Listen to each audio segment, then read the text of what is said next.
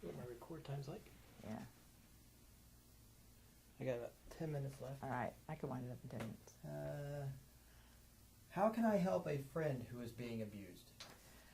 It's a good question, and I think one of the things that we know, particularly, one of the things we do is we do fatality reviews, and we look at every domestic violence case where somebody was killed.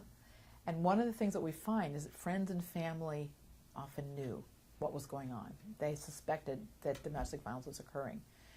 So if you have a friend that you think might be a survivor, first of all, get them alone.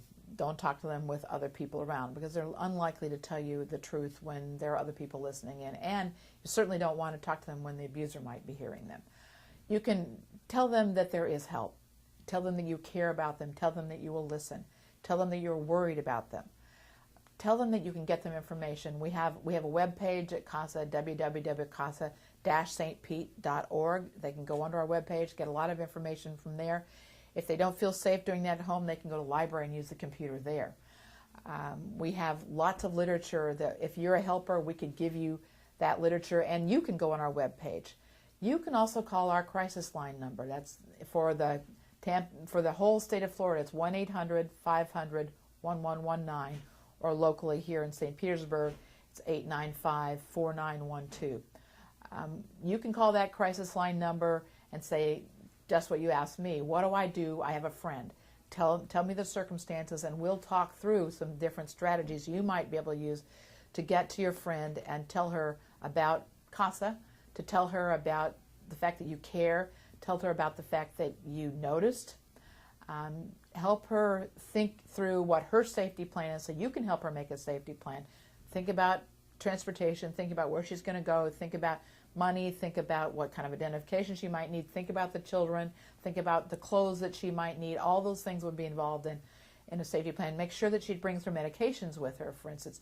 Those are things you can talk about. I would start, though, with just simply saying, I've been noticing that you get very nervous at 5 o'clock when you think that you need to be home cooking dinner. What's that about? What happens when you fight? Why are you so afraid? What's happening in your house? Tell me.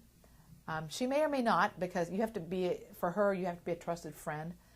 You have to be a trusted person that she feels, and she may be absolutely relieved that somebody noticed and somebody asked.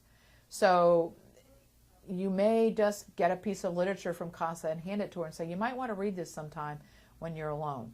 You may put it on your table and tell her she can read it when she's at your house, because she may not be able to take it home. It may not be safe for her to take it home. So the first thing you do, just say, I've noticed something that you seem to be very afraid, and that makes me worried. What's happening? And then be a good listener. And our time is about up. So please tell us again the numbers, and if there's anything you'd like to add. Sure. I think it's important for people to know about CASA, Community Action Stops Abuse. We are the local domestic violence center here. The statewide hotline is 1-800-500-1119, and that will ring in the closest domestic violence center to your telephone. Or locally, it's 895-4912. The thing that I most want to say is that you don't deserve to be beaten. You don't have to live your life being afraid, and there is help. And it's important to me and for your safety that you take action. Nobody's going to judge you if you call CASA, and we're going to help you figure it out. I know it's complicated, I know it's hard, and I know the decisions are not always easy, but get help. Okay. See, painless. Painless, absolutely.